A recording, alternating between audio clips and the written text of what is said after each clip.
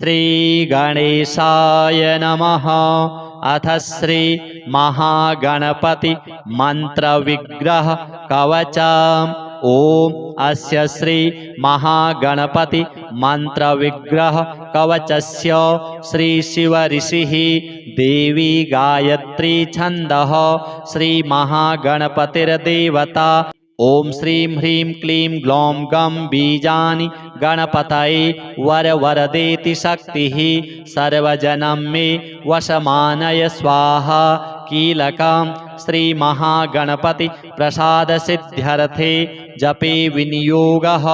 ओम श्रीं ह्रीं क्लीं अंगुष्ठाभ्यां नमः। हृदयाय नमः। ग्लौं गं गणपतये तर्जनीभ्यां नमः। शिरसे स्वाहा। वरवरद मध्यमाभ्यां नमः। शिखायै वषट् सर्वजनं मे अनामिकाभ्यां नमः। कवचाय होम वशमानय कनिष्ठिकाभ्यां नमः। नेत्रत्रयाय वौषट् स्वाहा। करतलकरपृष्ठाभ्यां नमः। अस्त्राय फट् ध्यानम्। बीजापूरगदेक्षुकार्मुकरुजा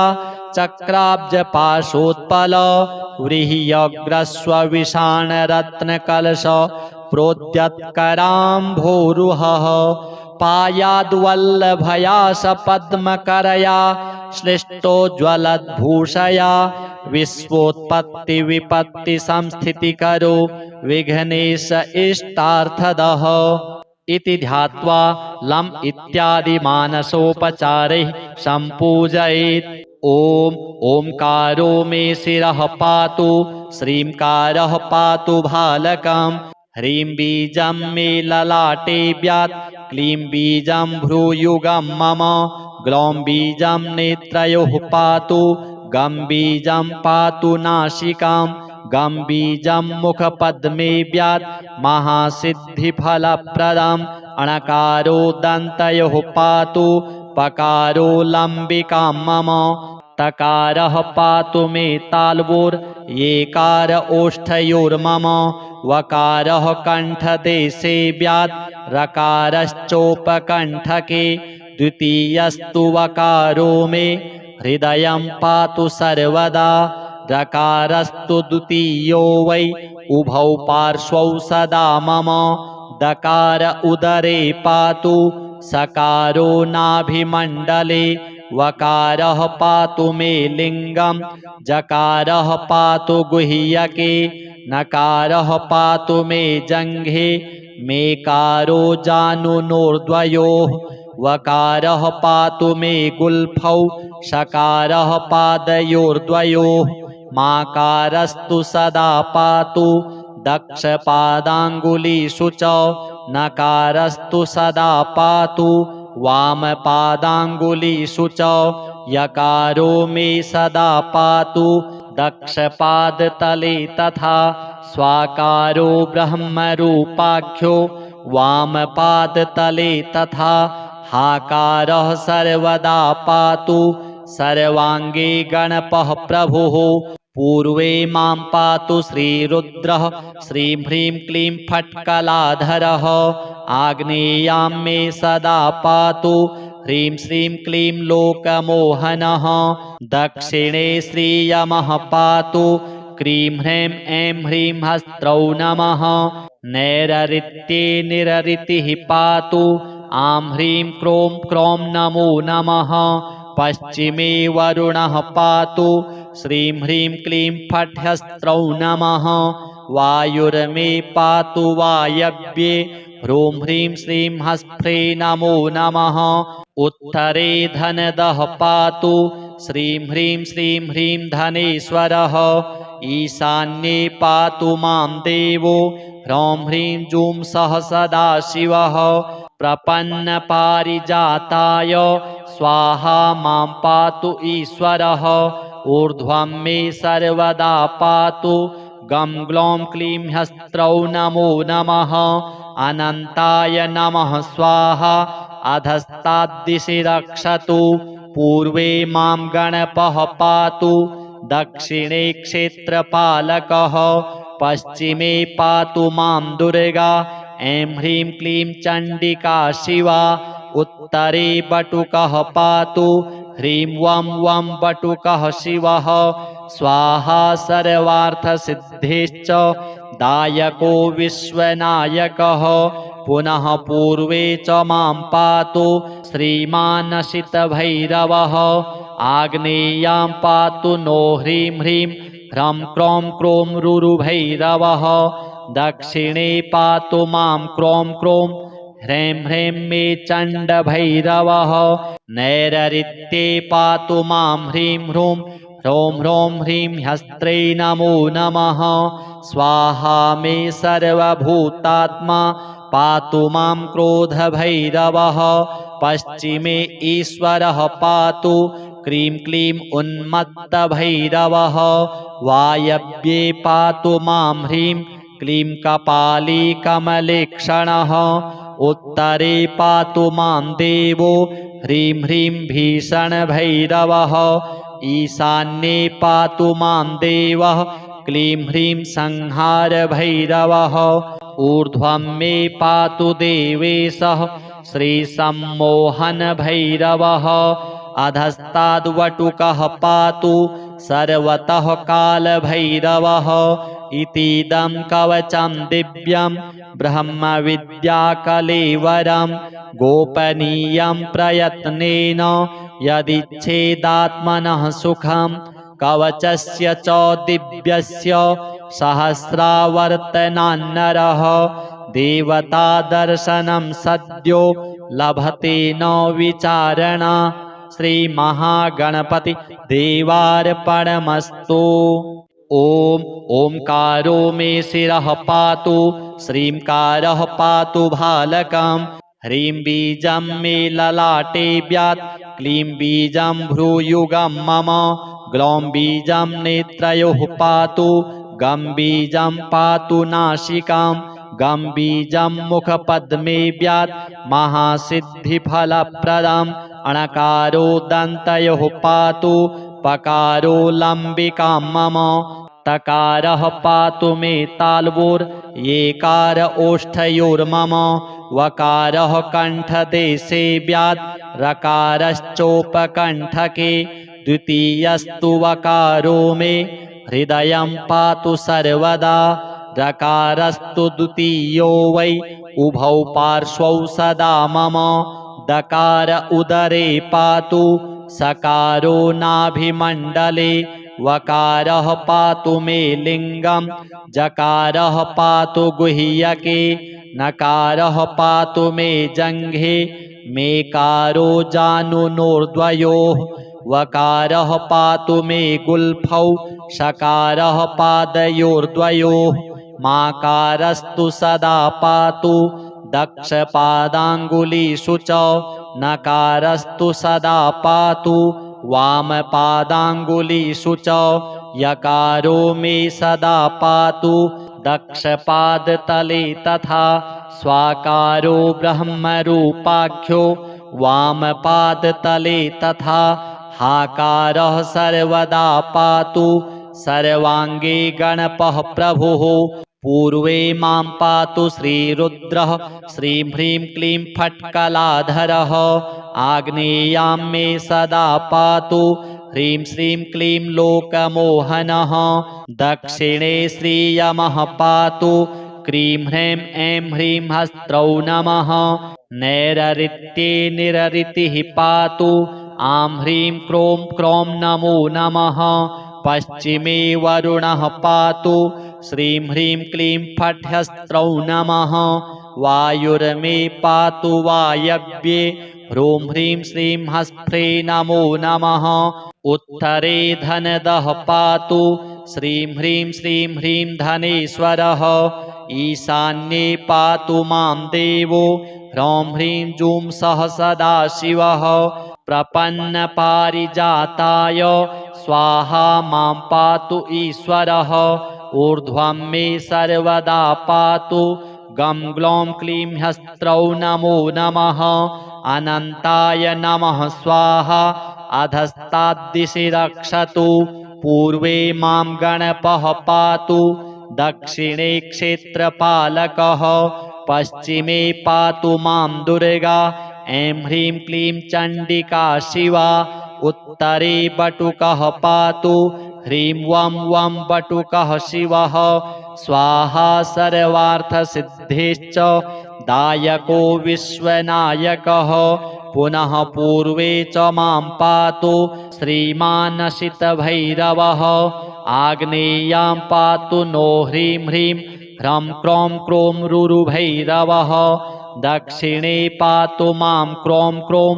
ह्रैं ह्रैं मे चण्डभैरवः नैरृत्ये पातु मां ह्रीं ह्रूं ह्रौं ह्रौं ह्रीं ह्यस्त्रै नमो नमः स्वाहा मे सर्वभूतात्मा पातु मां क्रोधभैरवः पश्चिमे ईश्वरः पातु क्रीं क्लीं उन्मत्तभैरवः वायव्ये पातु मां ह्रीं क्लीं कपाली कमलेक्षणः उत्तरे पातु मां देवो ह्रीं ह्रीं भीषणभैरवः ईशान्ये पातु मां देवः क्लीं ह्रीं संहारभैरवः ऊर्ध्वं मे पातु देवेशः श्रीसम्मोहनभैरवः अधस्ताद्वटुकः पातु सर्वतः कालभैरवः इतीदं कवचं दिव्यं ब्रह्मविद्याकलेवरं गोपनीयं प्रयत्नेन यदिच्छेदात्मनः सुखं कवचस्य च दिव्यस्य सहस्रावर्तनान्नरः देवतादर्शनं सद्यो लभते न विचारणा श्रीमहागणपति देवार्पणमस्तु। ॐ ओंकारो मे शिरः पातु श्रींकारः पातु भालकं ह्रीं बीजं मे ललाटे व्यात् क्लीं बीजं भ्रूयुगं मम ग्लौं बीजं नेत्रयोः पातु गं बीजं पातु नासिकां गं बीजं मुखपद्मे व्यात् महासिद्धिफलप्रदम् अणकारो दन्तयोः पातु पकारो लम्बिकां मम तकारः पातु मे ताल्वोर् येकार ओष्ठयोर्मम वकारः कण्ठदेशे व्यात् रकारश्चोपकण्ठके द्वितीयस्तु वकारो मे हृदयं पातु सर्वदा रकारस्तु द्वितीयो वै उभौ पार्श्वौ सदा मम दकार उदरे पातु सकारो नाभिमण्डले वकारः पातु मे लिङ्गं जकारः पातु गुह्यके नकारः पातु मे जङ्घे मेकारो जानुनोर्द्वयोः वकारः पातु मे गुल्फौ शकारः पादयोर्द्वयोः माकारस्तु सदा पातु दक्षपादाङ्गुलीषु च नकारस्तु सदा पातु वामपादाङ्गुलीषु च यकारो मे सदा पातु दक्षपादतले तथा स्वाकारो ब्रह्मरूपाख्यो वामपादतले तथा हाकारः सर्वदा पातु सर्वाङ्गे गणपः प्रभुः पूर्वे मां पातु श्रीरुद्रः श्रीं ह्रीं क्लीं फट्कलाधरः आग्नेयां मे सदा पातु ह्रीं श्रीं क्लीं लोकमोहनः दक्षिणे श्रीयमः पातु क्रीं ह्रैं ऐं ह्रीं हस्त्रौ नमः नैरृत्ये निरृतिः पातु आं ह्रीं क्रों क्रों नमो नमः पश्चिमे वरुणः पातु श्रीं ह्रीं क्लीं फट्हस्त्रौ नमः वायुर्मे पातु वायव्ये ह्रूं ह्रीं श्रीं हस्त्रे नमो नमः उत्तरे धनदः पातु श्रीं ह्रीं धनेश्वरः ईशान्ये पातु मां देवो ह्रौं ह्रीं जूं सः सदाशिवः प्रपन्नपारिजाताय स्वाहा मां पातु ईश्वरः ऊर्ध्वं मे सर्वदा पातु गं ग्लौं क्लीं ह्यस्त्रौ नमो नमः अनन्ताय नमः स्वाहा अधस्ताद्दिशि रक्षतु पूर्वे मां गणपः पातु दक्षिणे क्षेत्रपालकः पश्चिमे पातु मां दुर्गा ऐं ह्रीं क्लीं चण्डिका शिवा उत्तरे बटुकः पातु ह्रीं वं वं बटुकः शिवः स्वाहा सर्वार्थसिद्धिश्च दायको विश्वनायकः पुनः पूर्वे च मां पातु श्रीमानसितभैरवः आग्नेयां पातु नो ह्रीं ह्रीं ह्रं क्रों क्रों रुरुभैरवः दक्षिणे पातु मां क्रों क्रों ह्रैं ह्रैं मे चण्डभैरवः नैरृत्ये पातु मां ह्रीं ह्रूं ह्रौं ह्रौं ह्रीं ह्यस्त्रे नमो नमः स्वाहा मे सर्वभूतात्मा पातु मां क्रोधभैरवः पश्चिमे ईश्वरः पातु क्रीं क्लीं उन्मत्तभैरवः वायव्ये पातु मां ह्रीं क्लीं कपाली कमलेक्षणः उत्तरे पातु मां देवो ह्रीं ह्रीं भीषणभैरवः ईशान्ये पातु मां देवः क्लीं ह्रीं संहारभैरवः ऊर्ध्वं मे पातु देवेशः श्रीसम्मोहनभैरवः अधस्ताद्वटुकः पातु सर्वतः कालभैरवः इतीदं कवचं दिव्यं ब्रह्मविद्याकलेवरं गोपनीयं प्रयत्नेन यदिच्छेदात्मनः सुखं कवचस्य च दिव्यस्य सहस्रावर्तनान्नरः देवतादर्शनं सद्यो लभते न विचारणा श्रीमहागणपति देवार्पणमस्तु। ॐ ओंकारो मे शिरः पातु श्रींकारः पातु भालकं ह्रीं बीजं मे ललाटे व्यात् क्लीं बीजं भ्रूयुगं मम ग्लौं बीजं नेत्रयोः पातु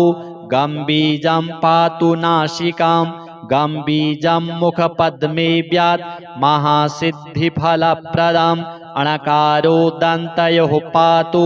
पकारो लम्बिकां मम तकारः पातु मे ताल्वोर् येकार ओष्ठयोर्मम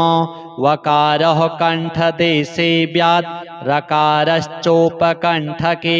द्वितीयस्तु वकारो मे हृदयं पातु सर्वदा रकारस्तु द्वितीयो वै उभौ पार्श्वौ सदा मम दकार उदरे पातु सकारो नाभिमण्डले वकारः पातु मे लिङ्गं जकारः पातु गुह्यके नकारः पातु मे जङ्घे मेकारो जानुनोर्द्वयोः वकारः पातु मे गुल्फौ शकारः पादयोर्द्वयोः माकारस्तु सदा पातु दक्षपादाङ्गुलीषु च नकारस्तु सदा पातु वामपादाङ्गुलीषु च यकारो मे सदा पातु दक्षपादतले तथा स्वाकारो ब्रह्मरूपाख्यो वामपादतले तथा हाकारः सर्वदा पातु सर्वाङ्गे गणपः प्रभुः पूर्वे मां पातु श्रीरुद्रः श्रीं ह्रीं क्लीं फट्कलाधरः आग्नेयां मे सदा पातु ह्रीं श्रीं क्लीं लोकमोहनः दक्षिणे श्रीयमः पातु क्रीं ह्रीं ऐं ह्रीं हस्त्रौ नमः नैरृत्ये निरृतिः पातु आं ह्रीं क्रों क्रों नमो नमः पश्चिमे वरुणः पातु श्रीं ह्रीं क्लीं फट्हस्त्रौ नमः वायुर्मे पातु वायव्ये ह्रूं ह्रीं श्रीं हस्फ्रे नमो नमः उत्तरे धनदः पातु श्रीं ह्रीं श्रीं ह्रीं धनेश्वरः ईशान्ये पातु मां देवो ह्रौं ह्रीं जूं सः सदाशिवः प्रपन्नपारिजाताय स्वाहा मां पातु ईश्वरः ऊर्ध्वं मे सर्वदा पातु गं ग्लौं क्लीं ह्यस्त्रौ नमो नमः अनन्ताय नमः स्वाहा अधस्ताद्दिशि रक्षतु पूर्वे मां गणपः पातु दक्षिणे क्षेत्रपालकः पश्चिमे पातु मां दुर्गा ऐं ह्रीं क्लीं चण्डिका शिवा उत्तरे बटुकः पातु ह्रीं वं वं बटुकः शिवः स्वाहा सर्वार्थसिद्धिश्च दायको विश्वनायकः पुनः पूर्वे च मां पातु श्रीमानसितभैरवः आग्नेयां पातु नो ह्रीं ह्रीं ह्रं क्रों क्रों रुरुभैरवः दक्षिणे पातु मां क्रों क्रों ह्रैं ह्रैं मे चण्डभैरवः नैरृत्ये पातु मां ह्रीं ह्रूं ह्रौं ह्रौं ह्रीं ह्यस्त्रै नमो नमः स्वाहा मे सर्वभूतात्मा पातु मां क्रोधभैरवः पश्चिमे ईश्वरः पातु क्रीं क्लीं उन्मत्तभैरवः वायव्ये पातु मां ह्रीं क्लीं कपाली कमलेक्षणः उत्तरे पातु मां देवो ह्रीं ह्रीं भीषणभैरवः ईशान्ये पातु मां देवः क्लीं ह्रीं संहारभैरवः ऊर्ध्वं मे पातु देवेशः श्रीसम्मोहनभैरवः अधस्ताद्वटुकः पातु सर्वतः कालभैरवः इतीदं कवचं दिव्यं ब्रह्मविद्याकलेवरं गोपनीयं प्रयत्नेन यदिच्छेदात्मनः सुखं कवचस्य च दिव्यस्य सहस्रावर्तनान्नरः देवतादर्शनं सद्यो लभते न विचारणा श्रीमहागणपति देवार्पणमस्तु। ॐ ओंकारो मे शिरः पातु श्रींकारः पातु भालकं ह्रीं बीजं मे ललाटे व्यात् क्लीं बीजं भ्रूयुगं मम ग्लौं बीजं नेत्रयोः पातु गं बीजं पातु नासिकां गं बीजं मुखपद्मे व्यात् महासिद्धिफलप्रदम् अणकारो दन्तयोः पातु पकारो लम्बिकां मम तकारः पातु मे ताल्वोर् येकार ओष्ठयोर्मम वकारः कण्ठदेशे व्यात् रकारश्चोपकण्ठके द्वितीयस्तु वकारो मे हृदयं पातु सर्वदा रकारस्तु द्वितीयो वै उभौ पार्श्वौ सदा मम दकार उदरे पातु सकारो नाभिमण्डले वकारः पातु मे लिङ्गं जकारः पातु गुह्यके नकारः पातु मे जङ्घे मेकारो जानुनोर्द्वयोः वकारः पातु मे गुल्फौ शकारः पादयोर्द्वयोः माकारस्तु सदा पातु दक्षपादाङ्गुलीषु च नकारस्तु सदा पातु वामपादाङ्गुलीषु च यकारो मे सदा पातु दक्षपादतले तथा स्वाकारो ब्रह्मरूपाख्यो वामपादतले तथा हाकारः सर्वदा पातु सर्वाङ्गे गणपः प्रभुः पूर्वे मां पातु श्रीरुद्रः श्रीं ह्रीं क्लीं फट्कलाधरः आग्नेयां मे सदा पातु ह्रीं श्रीं क्लीं लोकमोहनः दक्षिणे श्रीयमः पातु क्रीं ह्रीं ऐं ह्रीं हस्त्रौ नमः नैरृत्ये निरृतिः पातु आं ह्रीं क्रों क्रों नमो नमः पश्चिमे वरुणः पातु श्रीं ह्रीं क्लीं फट्हस्त्रौ नमः वायुर्मे पातु वायव्ये ह्रूं ह्रीं श्रीं हस्त्रे नमो नमः उत्तरे धनदः पातु श्रीं ह्रीं धनेश्वरः ईशान्ये पातु मां देवो ह्रौं ह्रीं जूं सः सदाशिवः प्रपन्नपारिजाताय स्वाहा मां पातु ईश्वरः ऊर्ध्वं मे सर्वदा पातु गं ग्लौं क्लीं हस्त्रौ नमो नमः अनन्ताय नमः स्वाहा अधस्ताद्दिशि रक्षतु पूर्वे मां गणपः पातु दक्षिणे क्षेत्रपालकः पश्चिमे पातु मां दुर्गा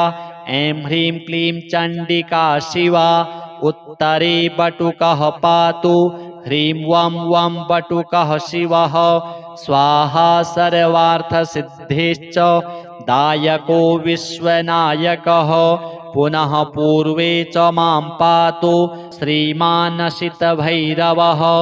आग्नेयां पातु नो ह्रीं ह्रीं ह्रं क्रों क्रों रुरुभैरवः दक्षिणे पातु मां क्रों क्रों ह्रीं ह्रीं मे चण्डभैरवः नैरृत्ये पातु मां ह्रीं ह्रूं ह्रौं ह्रौं ह्रीं ह्यस्त्रै नमो नमः स्वाहा मे सर्वभूतात्मा पातु मां क्रोधभैरवः पश्चिमे ईश्वरः पातु क्रीं क्लीं उन्मत्तभैरवः वायव्ये पातु मां ह्रीं क्लीं कपाली कमलेक्षणः उत्तरे पातु मां देवो ह्रीं ह्रीं भीषणभैरवः ईशान्ये पातु मां देवः क्लीं ह्रीं संहारभैरवः ऊर्ध्वं मे पातु देवेशः श्रीसम्मोहनभैरवः अधस्ताद्वटुकः पातु सर्वतः कालभैरवः इतीदं कवचं दिव्यं ब्रह्मविद्याकलेवरं गोपनीयं प्रयत्नेन यदिच्छेदात्मनः सुखं कवचस्य च दिव्यस्य सहस्रावर्तनान्नरः देवतादर्शनं सद्यो लभते न विचारणा श्रीमहागणपति देवार्पणमस्तु। ॐ ओंकारो मे शिरः पातु श्रींकारः पातु भालकं ह्रीं बीजं मे ललाटे व्यात् क्लीं बीजं भ्रूयुगं मम ग्लौं बीजं नेत्रयोः पातु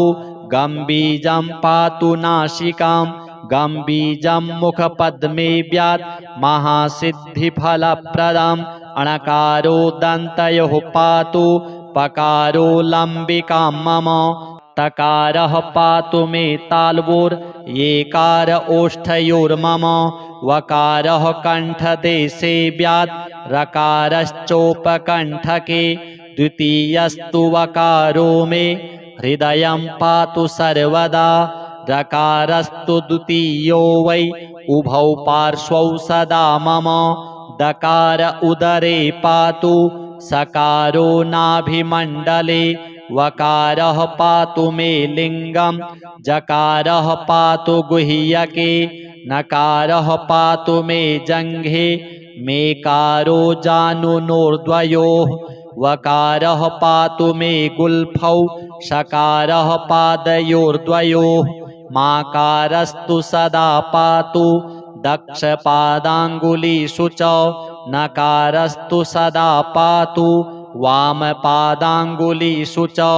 यकारो मे सदा पातु दक्षपादतले तथा स्वाकारो ब्रह्मरूपाख्यो वामपादतले तथा हाकारः सर्वदा पातु सर्वाङ्गे गणपः प्रभुः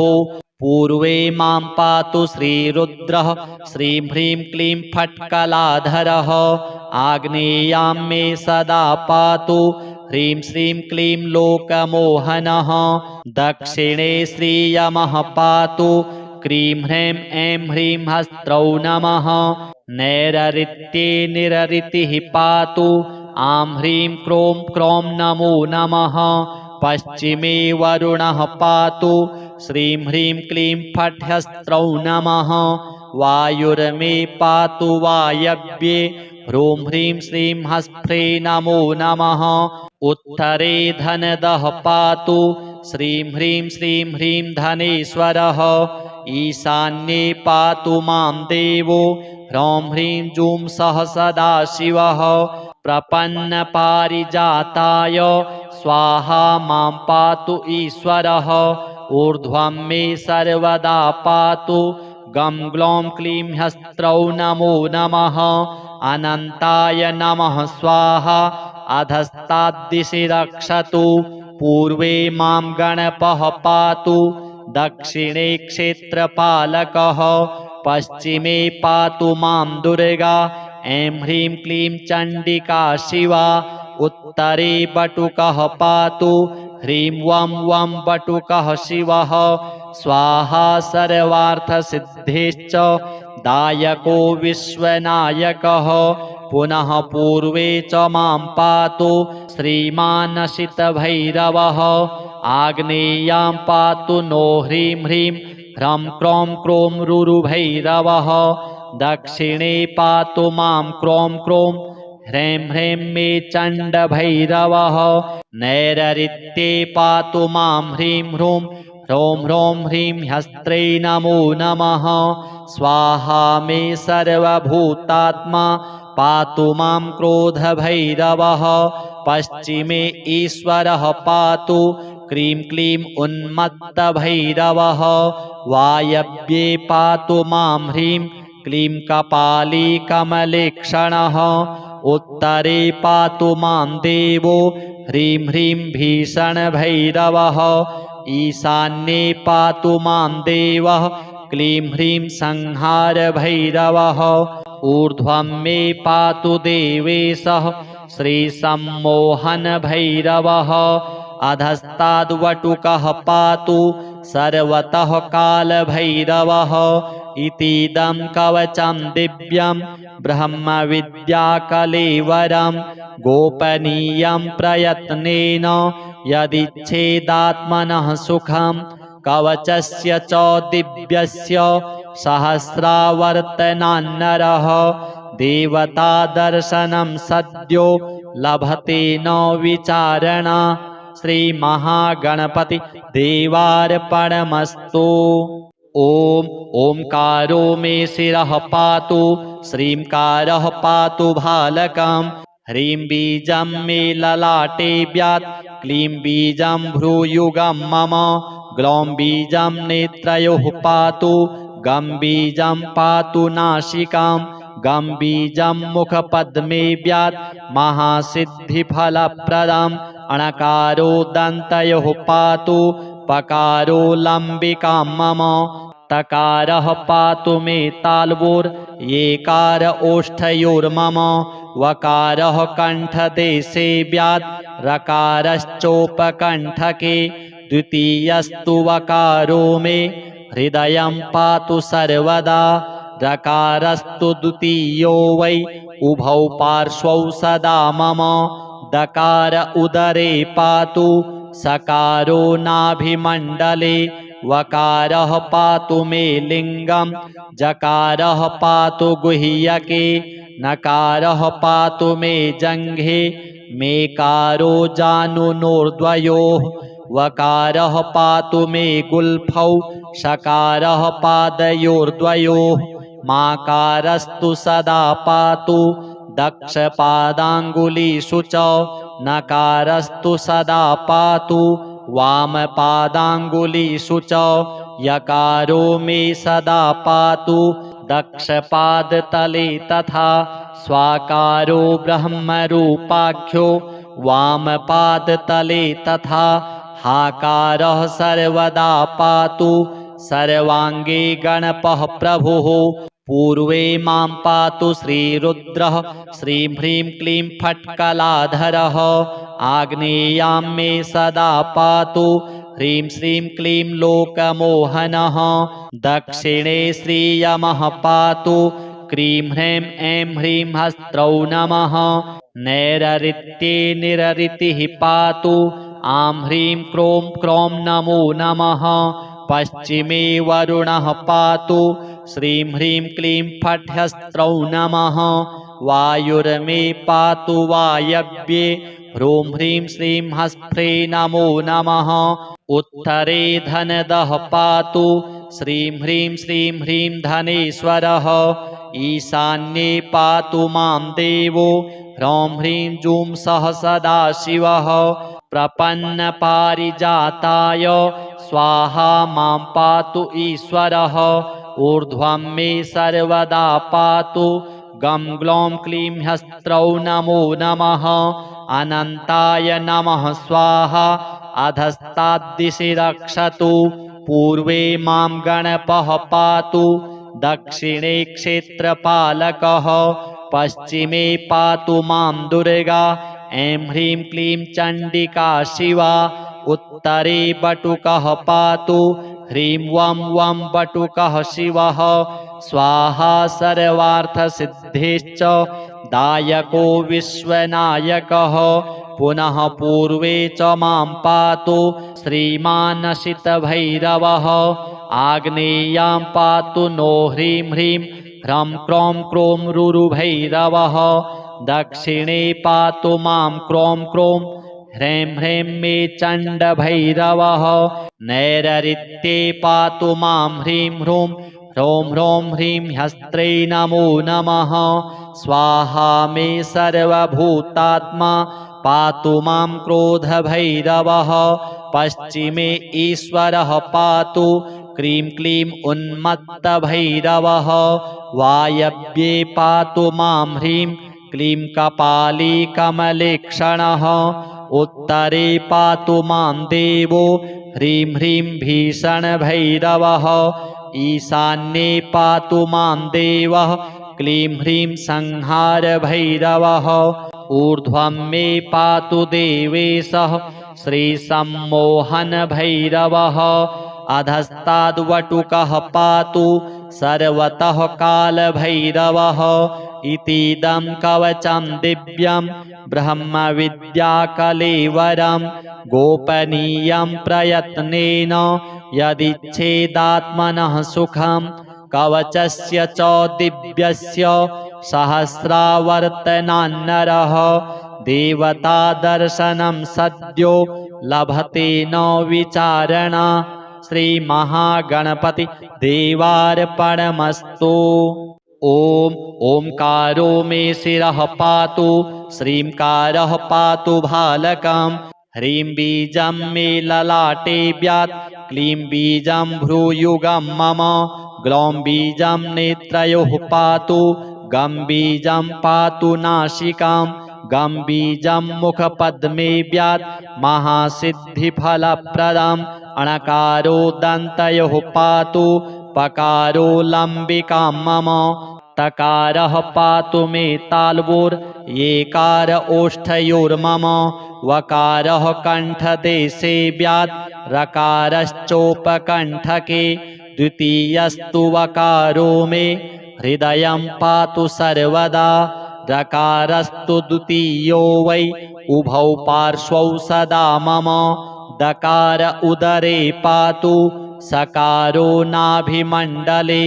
वकारः पातु मे लिङ्गं जकारः पातु गुह्यके नकारः पातु मे जङ्घे मेकारो जानुनोर्द्वयोः वकारः पातु मे गुल्फौ शकारः पादयोर्द्वयोः माकारस्तु सदा पातु दक्षपादाङ्गुलीषु च नकारस्तु सदा पातु वामपादाङ्गुलीषु च यकारो मे सदा पातु दक्षपादतले तथा स्वाकारो ब्रह्मरूपाख्यो वामपादतले तथा हाकारः सर्वदा पातु सर्वाङ्गे गणपः प्रभुः पूर्वे मां पातु श्रीरुद्रः श्रीं ह्रीं क्लीं फट्कलाधरः आग्नेयां मे सदा पातु ह्रीं श्रीं क्लीं लोकमोहनः दक्षिणे श्रीयमः पातु क्रीं ह्रीं ऐं ह्रीं हस्त्रौ नमः नैरृत्ये निरृतिः पातु आं ह्रीं क्रों क्रों नमो नमः पश्चिमे वरुणः पातु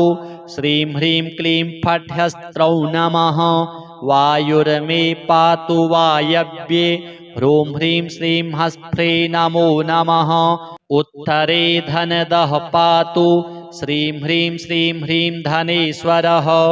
ईशान्ये पातु मां देवो ह्रौं ह्रीं जूं सः सदाशिवः प्रपन्नपारिजाताय स्वाहा मां पातु ईश्वरः ऊर्ध्वं मे सर्वदा पातु गं ग्लौं क्लीं ह्स्त्रौ नमो नमः अनन्ताय नमः स्वाहा अधस्ताद्दिशि रक्षतु पूर्वे मां गणपः पातु दक्षिणे क्षेत्रपालकः पश्चिमे पातु मां दुर्गा ऐं ह्रीं क्लीं चण्डिका शिवा उत्तरे बटुकः पातु ह्रीं वं वं बटुकः शिवः स्वाहा सर्वार्थसिद्धिश्च दायको विश्वनायकः पुनः पूर्वे च मां पातु श्रीमानसितभैरवः आग्नेयां पातु नो ह्रीं ह्रीं ह्रं क्रौं क्रों रुरुभैरवः दक्षिणे पातु मां क्रौं क्रों ह्रैं ह्रैं मे चण्डभैरवः नैरृत्ये पातु मां ह्रीं ह्रूं ह्रौं ह्रौं ह्रीं ह्स्त्रै नमो नमः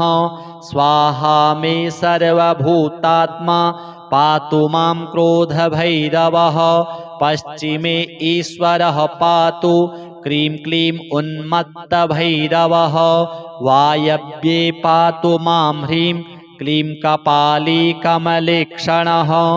उत्तरे पातु मां देवो ह्रीं ह्रीं भीषणभैरवः ईशान्ये पातु मां देवः क्लीं ह्रीं संहारभैरवः ऊर्ध्वं मे पातु देवेशः श्रीसम्मोहनभैरवः अधस्ताद्वटुकः पातु सर्वतः कालभैरवः इतीदं कवचं दिव्यं ब्रह्मविद्याकलेवरं गोपनीयं प्रयत्नेन यदिच्छेदात्मनः सुखं कवचस्य च दिव्यस्य सहस्रावर्तनान्नरः देवतादर्शनं सद्यो लभते न विचारणा श्रीमहागणपति देवार्पणमस्तु। ॐ ओंकारो मे शिरः पातु श्रींकारः पातु भालकं ह्रीं बीजं मे ललाटे व्यात् क्लीं बीजं भ्रूयुगं मम ग्लौं बीजं नेत्रयोः पातु गं बीजं पातु नासिकां गं बीजं मुखपद्मे व्यात् महासिद्धिफलप्रदम् अणकारो दन्तयोः पातु पकारो लम्बिकां मम तकारः पातु मे ताल्वोर् येकार ओष्ठयोर्मम वकारः कण्ठदेशे व्यात् रकारश्चोपकण्ठके द्वितीयस्तु वकारो मे हृदयं पातु सर्वदा रकारस्तु द्वितीयो वै उभौ पार्श्वौ सदा मम दकार उदरे पातु सकारो नाभिमण्डले वकारः पातु मे लिङ्गं जकारः पातु गुह्यके नकारः पातु मे जङ्घे मेकारो जानुनोर्द्वयोः वकारः पातु मे गुल्फौ शकारः पादयोर्द्वयोः माकारस्तु सदा पातु दक्षपादाङ्गुलीषु च नकारस्तु सदा पातु वामपादाङ्गुलीषु च यकारो मे सदा पातु दक्षपादतले तथा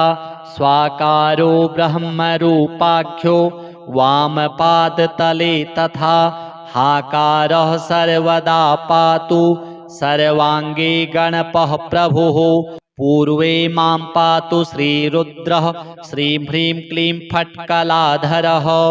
आग्नेयां मे सदा पातु ह्रीं श्रीं क्लीं लोकमोहनः दक्षिणे श्रीयमः पातु क्रीं ह्रैं ऐं ह्रीं हस्त्रौ नमः नैरृत्ये निरृतिः पातु आं ह्रीं क्रों क्रौं नमो नमः पश्चिमे वरुणः पातु श्रीं ह्रीं क्लीं फट्हस्त्रौ नमः वायुर्मे पातु वायव्ये ह्रूं ह्रीं श्रीं हस्त्रे नमो नमः उत्तरे धनदः पातु श्रीं ह्रीं धनेश्वरः ईशान्ये पातु मां देवो ह्रौं ह्रीं जूं सः सदाशिवः प्रपन्नपारिजाताय स्वाहा मां पातु ईश्वरः ऊर्ध्वं मे सर्वदा पातु गं ग्लौं क्लीं ह्यस्त्रौ नमो नमः अनन्ताय नमः स्वाहा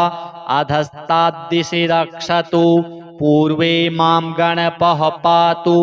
दक्षिणे क्षेत्रपालकः पश्चिमे पातु मां दुर्गा ऐं ह्रीं क्लीं चण्डिका शिवा उत्तरे बटुकः पातु ह्रीं वं वं बटुकः शिवः स्वाहा सर्वार्थसिद्धेश्च दायको विश्वनायकः पुनः पूर्वे च मां पातु श्रीमानसितभैरवः आग्नेयां पातु नो ह्रीं ह्रीं ह्रं क्रों क्रों रुरुभैरवः दक्षिणे पातु मां क्रों क्रों ह्रीं ह्रीं मे चण्डभैरवः नैरृत्ये पातु मां ह्रीं ह्रूं ह्रौं ह्रौं ह्रीं ह्यस्त्रै नमो नमः स्वाहा मे सर्वभूतात्मा पातु मां क्रोधभैरवः पश्चिमे ईश्वरः पातु क्रीं क्लीं उन्मत्तभैरवः वायव्ये पातु मां ह्रीं क्लीं कपाली कमलेक्षणः उत्तरे पातु मां देवो ह्रीं ह्रीं भीषणभैरवः ईशान्ये पातु मां देवः क्लीं ह्रीं संहारभैरवः ऊर्ध्वं मे पातु देवेशः श्रीसम्मोहनभैरवः अधस्ताद्वटुकः पातु सर्वतः कालभैरवः इतीदं कवचं दिव्यं ब्रह्मविद्याकलेवरं गोपनीयं प्रयत्नेन यदिच्छेदात्मनः सुखं कवचस्य च दिव्यस्य सहस्रावर्तनान्नरः देवतादर्शनं सद्यो लभते न विचारणा श्रीमहागणपति देवार्पणमस्तु। ॐ ओंकारो मे शिरः पातु श्रींकारः पातु भालकं ह्रीं बीजं मे ललाटे व्यात् क्लीं बीजं भ्रूयुगं मम ग्लौं बीजं नेत्रयोः पातु गं बीजं पातु नासिकां गं बीजं मुखपद्मे व्यात् महासिद्धिफलप्रदम् अणकारो दन्तयोः पातु पकारो लम्बिकां मम तकारः पातु मे ताल्वोर् येकार ओष्ठयोर्मम वकारः कण्ठदेशे व्यात् रकारश्चोपकण्ठके द्वितीयस्तु वकारो मे हृदयं पातु सर्वदा रकारस्तु द्वितीयो वै उभौ पार्श्वौ सदा मम दकार उदरे पातु सकारो नाभिमण्डले वकारः पातु मे लिङ्गं जकारः पातु गुह्यके नकारः पातु मे जङ्घे मेकारो जानुनोर्द्वयोः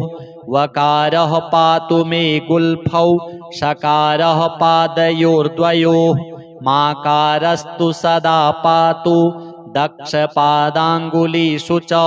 नकारस्तु सदा पातु वामपादाङ्गुलीषु च यकारो मे सदा पातु दक्षपादतले तथा स्वाकारो ब्रह्मरूपाख्यो वामपादतले तथा हाकारः सर्वदा पातु सर्वाङ्गे गणपः प्रभुः पूर्वे मां पातु श्रीरुद्रः श्रीं ह्रीं क्लीं फट्कलाधरः आग्नेयां मे सदा पातु ह्रीं श्रीं क्लीं लोकमोहनः दक्षिणे श्रीयमः पातु क्रीं ह्रीं ऐं ह्रीं हस्त्रौ नमः नैरृत्ये निरृतिः पातु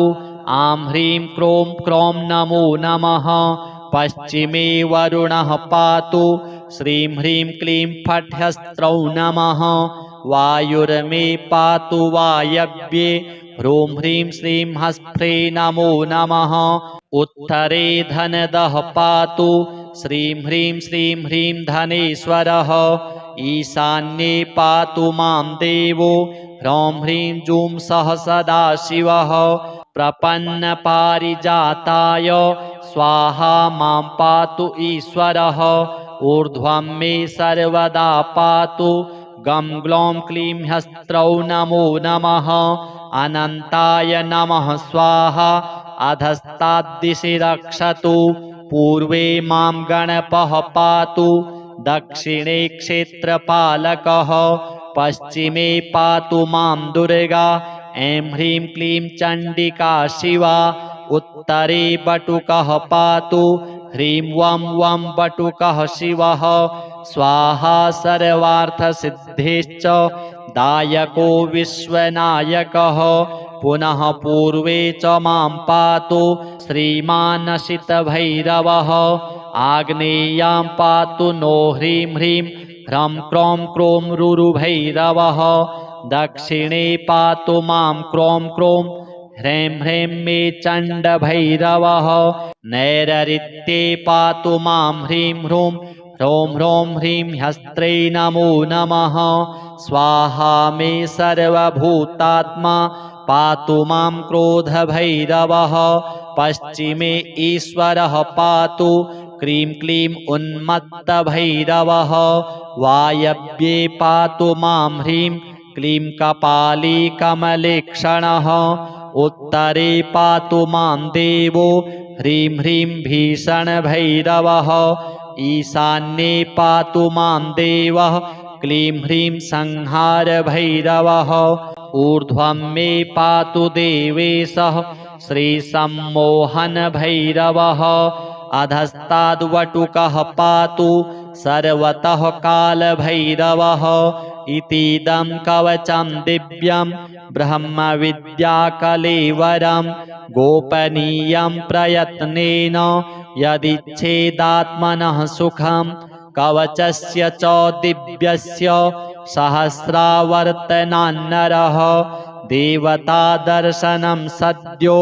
लभते न विचारणा श्रीमहागणपति देवार्पणमस्तु। ॐ ओंकारो मे शिरः पातु श्रींकारः पातु भालकं ह्रीं बीजं मे ललाटे व्यात् क्लीं बीजं भ्रूयुगं मम ग्लौं बीजं नेत्रयोः पातु गं बीजं पातु नासिकां गं बीजं मुखपद्मे व्यात् महासिद्धिफलप्रदम् अणकारो दन्तयोः पातु पकारो लम्बिकां मम तकारः पातु मे ताल्वोर् येकार ओष्ठयोर्मम वकारः कण्ठदेशे व्यात् रकारश्चोपकण्ठके द्वितीयस्तु वकारो मे हृदयं पातु सर्वदा रकारस्तु द्वितीयो वै उभौ पार्श्वौ सदा मम दकार उदरे पातु सकारो नाभिमण्डले वकारः पातु मे लिङ्गं जकारः पातु गुह्यके नकारः पातु मे जङ्घे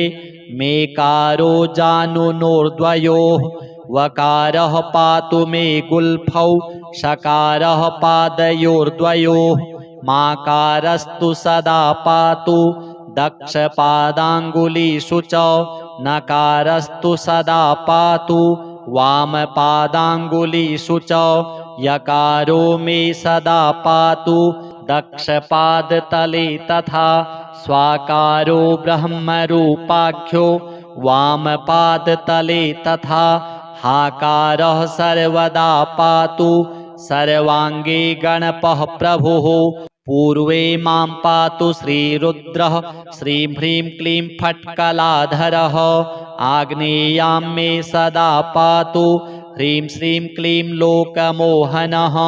दक्षिणे श्रीयमः पातु क्रीं ह्रैं ऐं ह्रीं हस्त्रौ नमः नैरृत्ये निरृतिः पातु आं ह्रीं क्रों क्रों नमो नमः पश्चिमे वरुणः पातु श्रीं ह्रीं क्लीं फट्हस्त्रौ नमः वायुर्मे पातु वायव्ये ह्रूं ह्रीं श्रीं हस्त्रे नमो नमः उत्तरे धनदः पातु श्रीं ह्रीं धनेश्वरः ईशान्ये पातु मां देवो ह्रौं ह्रीं जूं सः सदाशिवः प्रपन्नपारिजाताय स्वाहा मां पातु ईश्वरः। ऊर्ध्वं मे सर्वदा पातु गं ग्लौं क्लीं ह्स्त्रौ नमो नमः। अनन्ताय नमः स्वाहा। अधस्ताद्दिशि रक्षतु पूर्वे मां गणपः पातु दक्षिणे क्षेत्रपालकः। पश्चिमे पातु मां दुर्गा ऐं ह्रीं क्लीं चण्डिका शिवा। उत्तरे बटुकः पातु ह्रीं वं वं बटुकः शिवः। स्वाहा सर्वार्थसिद्धिश्च दायको विश्वनायकः। पुनः पूर्वे च मां पातु श्रीमानसितभैरवः। आग्नेयां पातु नो ह्रीं ह्रीं ह्रं क्रौं क्रों रुरुभैरवः। दक्षिणे पातु मां क्रौं क्रों ह्रैं ह्रैं मे चण्डभैरवः। नैरृत्ये पातु मां ह्रीं ह्रूं ह्रौं ह्रौं ह्रीं ह्स्त्रै नमो नमः। स्वाहा मे सर्वभूतात्मा पातु मां क्रोधभैरवः। पश्चिमे ईश्वरः पातु क्रीं क्लीं उन्मत्तभैरवः। वायव्ये पातु मां ह्रीं क्लीं कपाली कमलेक्षणः। उत्तरे पातु मां देवो ह्रीं ह्रीं भीषणभैरवः। ईशान्ये पातु मां देवः क्लीं ह्रीं संहारभैरवः।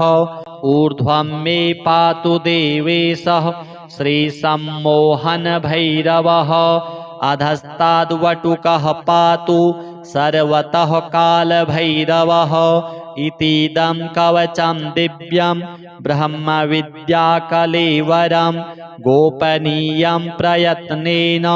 यदिच्छेदात्मनः सुखं। कवचस्य च दिव्यस्य सहस्रावर्तनान्नरः